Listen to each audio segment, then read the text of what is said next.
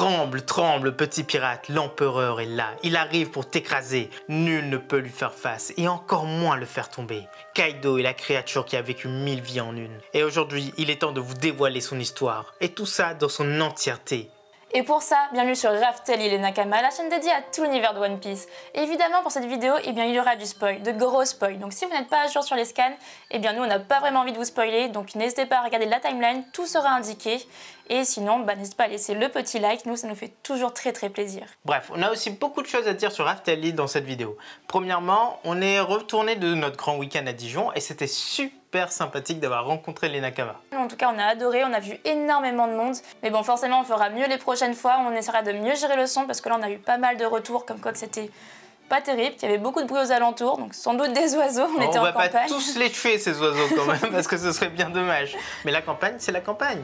Et puis voilà, on n'a pas l'habitude d'enregistrer en extérieur, il y a du bruit de fond, c'était quand même audible. La plupart des gens nous ont dit que c'était quand même audible.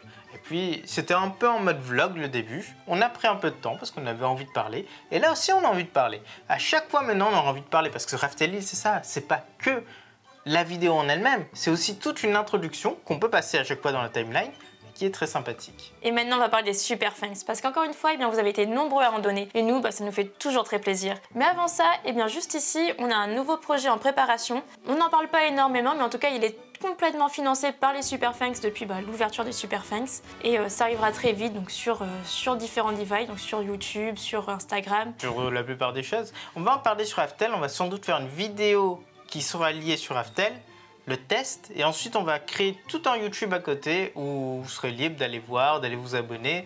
Ça va être super sympa, vous allez voir, parce que c'est un truc qui n'a jamais été fait. Vraiment très innovant dans le monde de One Piece. Et voici les rois de Raftel pour cette vidéo. Donc aujourd'hui, on en a 3. Donc il y a d'abord Saiko qui nous dit « Merci d'être toujours aussi naturel mais réunionnais, dédicace à AFK Records. Par contre, je ne tolérerai aucune critique envers Kaku. » Merci à toi. Oui, on est réunionnais, c'est vrai. AFK Records, je ne connais pas. On ne connaît pas. Et t'inquiète, on s'en prendra plus à Kaku. Même s'il est quand même vachement cubique. Le second, c'est Robin Debezel. Enfin, parce que ça fait longtemps qu'il veut être roi de Raftel, et puis voilà, c'est arrivé, alors félicitations à toi. Et son message, c'est « Bonsoir Raftelil, merci pour vos vidéos qui sont incroyables. Je suis d'accord avec votre top sur les fous du démon les plus nuls. Vous êtes incroyables Silver et Copper, et je suis d'un petit village de campagne en Haute-Savoie. Vous êtes les bienvenus en Haute-Savoie, continuez comme ça, je vous adore. » Nous aussi on t'adore, et merci Nakama. Ensuite, ça va être un peu compliqué pour aller dans les petits villages. On va essayer de le faire, mais... Je pense qu'on va surtout se focaliser sur les grandes villes, donc dans chaque grande région. On verra au fur et à mesure comment ça se goupille, mais en tout cas, on va tenter de faire plus ou moins toute la France. Puis on a déjà quelques pistes, vous avez déjà donné des noms de villes dans la vidéo précédente. Et puis on a juste à piocher dedans et ça va être très sympathique. Et le troisième roi de Raftel, c'est Reinzer, un grand habitué. Et lui, il nous dit « Je kiffe vos vidéos, je les regarde tous. » Donc merci à toi Nakama, ça nous fait super plaisir. Donc c'est vrai qu'on essaie de se renouveler, de proposer toujours plus de vidéos et assez variées. Donc ça nous fait vraiment très plaisir et ça va nous permettre de continuer. Et enfin, le Super Fang qui n'est pas le roi de Raftel, c'est celui de Guillaume Bourreau. Un autre habitué qui nous dit juste merci. On retourne le merci. Merci Nakama, merci à vous tous Nakama, car il n'est pas obligatoire de donner des Super Fangs pour qu'on vous dise merci. Vous êtes là, vous faites vivre la chaîne, on évolue tous ensemble et c'est super intéressant. On adore voir vos suggestions, vos petits messages et aussi vous rencontrer dans la rue. D'ailleurs, on a une petite anecdote, mais elle arrivera en milieu de vidéo. Vous inquiétez pas pour ça. Allez, c'est parti! Partie 1, une enfance de Yonko.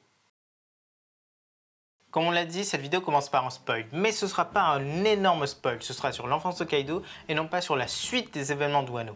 Donc libre à vous de regarder ce spoil ou de passer, tout est indiqué dans la timeline en tout cas. Pour comprendre et connaître Kaido, il faut remonter près de 59 ans dans le passé. Et oui, vous vous en doutiez peut-être pas, mais ce Yonko est aussi vieux que ça. Il est né le 1er mai sur l'île Vodka, et son enfance, elle semble avoir été remplie de troubles, comme pour la grande majorité des personnages de One Piece en tout cas. Son royaume quant à lui, il ne cessait de faire la guerre à ceux qui l'entouraient. Il se devait de piller les autres pour pouvoir payer la taxe céleste, sans quoi il ne serait plus reconnu par le gouvernement. Et pire, ils seraient livrés à eux-mêmes face aux menaces des pirates et des bandits. D'ailleurs, le royaume de Barbe Blanche, Sphinx, avait subi exactement la même chose, mais eux, ils n'avaient pas pu payer la taxe céleste et ils sont devenus des moins que rien.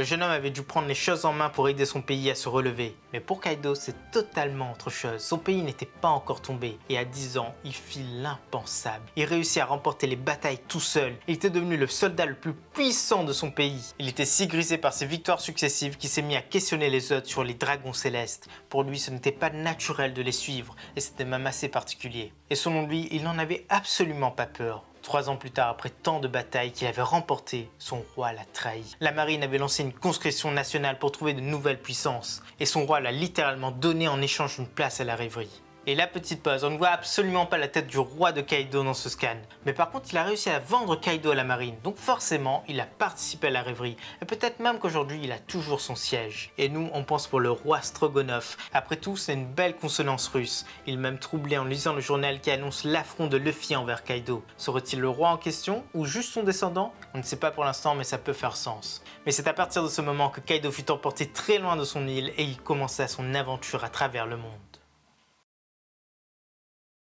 Numéro 2, le garde-manger. Fusil sarcasme kinéséos. En gros, la nature, c'est le principe du mouvement. Kaido, sa nature, c'est la violence. Le fait d'avoir été enrobé de force n'est pas quelque chose qu'il apprécierait un tant soit peu. Ses balivernes politiques, ça le fatiguait. Alors dès qu'il le pouvait, eh bien il s'enfuyait. Au passage, il coulait les navires de guerre. À l'époque, il faut savoir qu'il n'avait pas de fruits du démon, donc oui, il pouvait s'enfuir et nager. Mais à chaque fois, il se laissait capturer quand il avait beaucoup trop faim. Désolé pour la dernière fois, il reste du rab?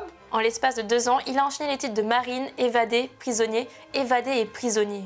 Et c'est comme ça qu'il se retrouvait avec une petite prime coquette de 70 millions de berries, exactement comme Robin. Franchement, on se demande s'il n'y avait pas anguille sous roche. On est certain qu'il avait un pote dans la marine et à chaque fois, c'est lui qui l'arrêtait et hop, il se partageait la somme en deux. Il faut l'avouer, ce serait un petit business lucratif et renouvelable à chaque fois. Dans tout ça, Kaido avait la puissance nécessaire pour devenir amiral. D'ailleurs, la marine le savait bien, ils avaient eu le nez creux. Hélas, il était incontrôlable et au bout de ces 2 ans, Kaido rencontra son destin. Numéro 3, la recrue.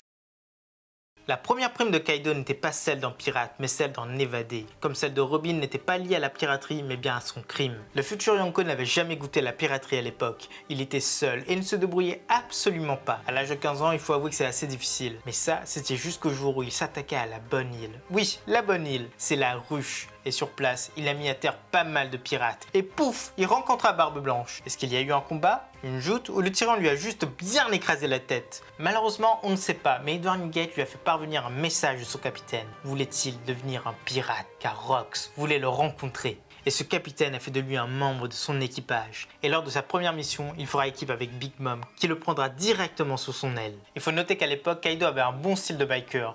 Un peu comme Katakuri aujourd'hui en tout cas. Dites-vous que ce monstre est né il y a 48 ans de cela. Big Mom était déjà dans l'équipage des Rox, donc forcément Katakuri ne devait pas être loin. Il avait 4 ans et il avait déjà la bouche fendue. Il a mangé son fruit du démon à 5 ans. Certes, ce n'est pas le fils de Kaido, les dates ne collent absolument pas, mais c'était peut-être juste le modèle de Katakuri, l'idole de toute une enfance. Voilà pourquoi les deux auraient un style similaire. Mais bref, retournons à Kaido. Ce monstre a passé les 6 années suivantes dans cet équipage. Il se perfectionna à côté des meilleurs et combattit les plus grands, enfin jusqu'à ce jour fatidique. Numéro 4, la chute. Rox savait ce qu'il faisait, c'était le plus puissant pirate de son temps et un pirate qui avait un but. Et pour y parvenir, il devait passer à God Valley. Il emmena toute sa flotte là-bas et sur place, le monde entier fut chamboulé à jamais. Il y a plusieurs événements qui sont passés à ce moment-là. Le premier, c'est la chute du capitaine. Il a failli face à l'alliance entre les marines de Garp et l'équipage de Roger. Le second, c'est l'ascension au titre de héros pour Garp. Le troisième événement, c'est l'ascension des pirates de Roger. Ils étaient devenus le meilleur équipage du monde. Le quatrième événement, c'est la séparation de l'équipage des Rox. Sans capitaine, ces personnes qui se détestaient pouvaient naviguer librement. Et enfin, le dernier et le plus important, c'est le fruit que Kaido a mangé sur place, le fruit du dragon. Est-ce que ce pouvoir était sur place? Est-ce que finalement c'était ce fruit que Rox cherchait? Ça, pour l'instant, on ne le sait pas encore. Mais la seule chose tangible, c'est que c'est Big Mom qui le lui a donné. Kaido a ensuite disparu juste après ces événements et Big Mom l'a perdu de vue. Et Nakama, n'oublie pas de laisser un like sur la vidéo si tu l'apprécies jusqu'ici. Et ensuite, on a une anecdote, on l'avait dit en introduction. Pour rentrer de Dijon, on a pris le train. Et sur les quais, on était en train de marcher tranquillement. Et là, il y a un contrôleur qui est sorti de l'autre côté. Il n'était pas du tout sur le même train. Il a foncé vers nous. On était là et on s'est dit, oh mon Dieu, oh mon Dieu. Et il arrive, on se préparait à sortir les billets. Il nous regarde et dit, j'adore votre chaîne. J'avoue qu'on avait vraiment commencé à flipper, on se dit mais qu'est-ce qu'on a fait de mal? Est-ce qu'on a bien tamponné nos tickets? Est-ce qu'il y a un truc qui allait pas? En plus, Ça il ne faut pas le dire, et il le sait pas non plus, mais on avait raté le train et on voulait prendre celui d'après et négocier avec le contrôleur. Mais c'était pas le bon contrôleur de toute façon. Mais bon, ils étaient assez gentils et ils nous ont dit qu'on pouvait faire ça. Bon, sans nous connaître du coup, c'était pas le même contrôleur. Hein. On n'a pas fraudé, on n'a pas joué de l'influence. Absolument pas. Bon, en vrai, il y avait eu un retard de train juste avant, donc ça excuse Oui, c'était normal. C'est pas totalement notre faute. Voilà pour la petite anecdote, on continue la vidéo. Numéro 5, le prisonnier.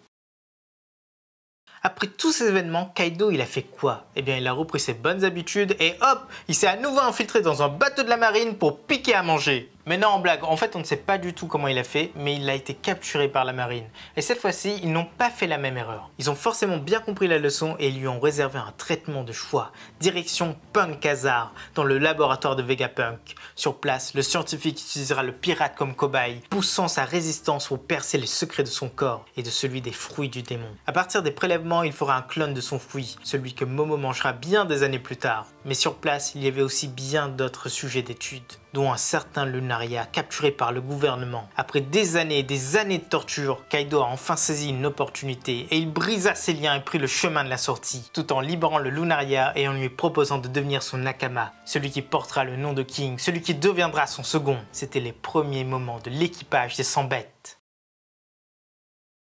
Numéro 6, errance et puissance. Kaido n'était plus seul, mais sa vie n'était pas si différente de celle des autres capitaines pirates. Pourtant, il l'enfanta. Kaido eut un enfant à cette époque, Yamato, sa fille. L'identité de sa mère est encore inconnue, et là aussi, le destin allait lui fournir tout sur un plateau. Une personne était venue le voir pour lui faire une belle proposition, une personne qui semblait liée aux Rocks. C'est la vieille Kurozumi Higurashi. En évoquant le bon vieux temps, elle réussit à ramener Kaido vers Wano. Et sur place, il fit de lui le grand allié de son protégé, le bras armé d'Orochi. Ils avaient profité de l'absence du vrai héritier, Oden Kozuki. Kaido s'était alors installé sur une île au large, Onigaishima, et sans conteste, il s'était fait un mini-royaume. Il était devenu le chef d'une gigantesque armée. C'est alors que la nouvelle est tombée. Roger, celui qui avait battu son capitaine, avait atteint la dernière des îles. Il avait accédé à l'ensemble des secrets de ce monde, et il avait obtenu ce titre pompeux, celui de roi des pirates. Eh bien tant pis, il avait fort à faire et retour d'Oden, il savait ne pas être assez fort. Heureusement, les manigances d'Orochi permirent de repousser de 5 ans la bataille, le temps de consolider l'armée et de gagner en puissance. Numéro 7, l'empereur. Durant ces 5 années de préparation, de nombreuses choses étaient arrivées. Tout d'abord, Kaido et Orochi s'amusaient à humilier Oden. Ils le forçaient à danser tous les jours dans la rue de la capitale. Sinon, les habitants seraient sacrifiés les uns après les autres. Ils seraient vendus. Quelques années après le début de cette simagrée, une autre nouvelle était tombée. Roger avait été exécuté par la marine. Il avait lancé une énigme à la population. Et enfin, il avait créé la grande vague de piraterie. De nombreuses personnes s'improvisaient pirates et se lançaient à cœur joie dans l'aventure. Certains, assez puissants, étaient parvenus à Wano. C'était des genoux avec les dents qui rayent le parquet. Moria en faisait forcément partie et il goûta à la cruauté de son adversaire. Et de tout son équipage, un seul homme survécut. Lui-même, sans doute grâce à son Doppelman. Le titre d'empereur fut alors décerné à Kaido. Lui était l'un des pirates qui régnait sur une des régions du Nouveau Monde. Mais lorsqu'il attaqua Yogoro, la colère d'Oden fut déclenchée et la guerre était enfin déclarée. Kaido était bien sûr de lui et il était très informé. Alors il s'avança pour en finir au plus vite. Mais les choses n'étaient pas si simples. Oden et ses hommes étaient encore plus puissants que prévu. Heureusement, King et Queen étaient présents et ils ont maîtrisé les fourreaux rouges. Hélas, l'empereur vacilla face à Oden et sous sa forme de dragon, il se prit l'attaque de plein fouet, lui laissant une énorme plaie béante sur le flanc. Il avait presque perdu. Et c'est là que la vieille interféra, elle prit le visage de Momo, elle déconcentra Oden et ce fut la fin. Kaido prit le dessus et ce fut une victoire amère. Mais pour rééquilibrer son karma, il choua la vieille de ses propres mains. Quelques jours plus tard, Oden fut exécuté, il fut ébouillanté vivant. Mais il partit dans la gloire, ses actions pour sauver la population furent révélées, il permit à ses hommes de survivre au supplice de l'huile bouillante. Et ses derniers mots envers Kaido étaient une prédiction, car dans 20 ans, des genoux viendront le défier, alors il doit forcément devenir plus fort. Et à la toute fin, Kaido lui logera une balle entre les deux yeux. Numéro 8, regret. À partir de ce moment, Kaido a changé du tout au tout. Il venait de perdre l'un des seuls rivaux qui l'estimait vraiment, l'un des seuls qui pouvait lui permettre d'aller dans la gloire. Il en voulait à Orochi, mais il avait toujours aussi besoin de lui pour tenir sa part du pays. Il a alors essayé de détruire la lignée d'Oden. Il fut déçu par Momo, mit le feu au château, détruit toute résistance. Il transforma Wano en fabrique d'arbres, en paradis pour ses hommes et en enfer pour ses habitants. Et tout ça, ça a duré 20 longues années. Hélas pour lui, sa fille était devenue un fan inconditionnel d'Oden. Elle avait trouvé son carnet et elle s'était proclamée Oden. Et pour contrer ça, il dut l'enfermer affamé, mais ça ne changera absolument rien. Pire, en l'affamant, son enfant finit par manger le fruit qu'il gardait précieusement, celui du défenseur de Wano, le Inu Inu no Mi mythique modèle Okushi no Makami. Mais la grande question dans tout ça, c'est à qui est-ce que ce fruit était destiné au départ? Eh bien très certainement à un membre de son équipage en qui il avait extrêmement confiance. Donc forcément, après King et Queen, il y a Jack. Ce jeune homme qui montait de plus en plus en puissance dans son équipage, son protégé. 16 ans plus tard, son pays fut attaqué en son absence. Un jeune très prometteur détruit la statue qui se trouvait à l'entrée de son île. Mais par contre, il ne le croisa jamais, car il avait rejoint Barbe Blanche et il était tombé dans les griffes du gouvernement. Cet événement déclencha la guerre au sommet. Kaido vit une opportunité et il fonça sur les lieux, mais il fut intercepté par Shanks. Lui, le grand empereur, la créature la plus puissante du monde, accompagné de sa flotte, de King, de Queen et de Jack, eh bien il fut arrêté. Shanks lui arriva à Marineford sans problème, et depuis, l'empereur l'estime, et forcément, eh bien, il ne se présentera pas à Marineford. Numéro 9, changement. Les fruits du démon, c'était le dada de Kaido. Tout le monde de son équipage était digne d'en avoir, en tout cas selon lui. Alors il fit un deal avec un vendeur agréé de ces choses, le dealer sous le manteau de faux FDD, Doflamingo. Aidé par César et fournit des fruits à l'empereur par milliers. Ce sont les smiles bien sûr. Même si un fruit marche une fois sur 10, ça suffit largement pour ces hommes. Et là, bouleversement, le jeune fils de Kaido était de retour. Il avait été envoyé dans le futur à l'aide du fruit de Toki. Ils l'ont su grâce à Kanjuro, leur top. Alors ils envoyaient leur armée à leur recherche. Tous avaient fui le pays et leur trace fut très vite trouvée sur Dressrosa ainsi que sur Zou. Jack fut envoyé sur les lieux mais en vain, alors que Doffy de son côté, lui, il était tombé. Il avait failli face à une alliance pirate, celle de deux jeunes très prometteurs, Trafalgar Law et Monkey D. Luffy. Le petit-fils de celui qui avait battu son capitaine. Ses rages étaient telles qu'il voulait leur tête. Alors qu'entre-temps, il essayait de mourir en vain. Il essayait de partir en toute dignité, exactement comme Barbe Blanche. Et il tenta même de sauter du haut d'une île céleste sous les yeux du rouge. Sans aucun succès, ça vous le savez. Mais c'était pas grave pour lui, car il allait se défouler sur une autre alliance, celle de Kid, Dawkins et Dappo. Les deux premiers, il les voulait dans son équipage, mais le dernier, c'était déjà le cas. C'était un infiltré. Mais il apprendra très vite l'affront que ces deux ennemis du moment ont fait à Lin Lin. Le fait que ces cafards veulent venir à Wano pour le battre. Et enfin, que Lin Lin veuille venir à Wano pour écraser ce Luffy. Le changement était bien en cours à cette époque. Numéro 10, la nouvelle ère. Wano, c'est le lieu important de One Piece, le lieu qui montrera qui sera digne de défier le gouvernement. Et sur place, Luffy y trouvera Kaido. L'empereur se montrera dès le début et il dévoilera sa forme de dragon. Il utilisera son Boro-Bref pour détruire le château d'Oden. Et même si Luffy fera tout pour le battre, eh bien il se prendra le coup de trop. And the winner is Kaido! Peu de temps après, Lin Lin débarquera et après quelques mésaventures, eh bien elle croisera le fer avec Kaido. Tout ça pour enfin former l'alliance du siècle, celle qui se rapprochera le plus des Rocks. Mais c'est lors de la fête du feu que tout s'emballera. Les samouraïs, les Minks et la nouvelle génération feront une alliance. Big Mom aussi mordra la poussière. Et lui, il battra Luffy, mais celui-ci verra son fruit du démon. Son ancienne prédiction, celle d'Oden, ses mots sur Joy Boy, le seul capable de le battre, tout ça deviendra réalité. Il sera terrassé par le poing de l'ennemi. Kaido, toute son histoire, tout son héritage sera uniquement destiné à vivre ce moment, celui de l'avènement du dieu Nika, de Monkey D. Luffy, celui qui a continué l'œuvre d'Oden. Voilà, c'est la fin de cette vidéo sur Kaido. Il y avait fort à dire, c'est une vidéo assez longue mais très intéressante car ce personnage est super bien construit. C'est l'âme de One Piece ces temps-ci. Il a tout vu, il a tout vécu et ça valait la peine de tout raconter. Donc en tout cas, si cette vidéo t'a plu, eh bien n'hésite pas à laisser le petit like, à commenter pour donner ton avis et à t'abonner si ce n'est pas déjà fait. A bientôt les accros de One Piece.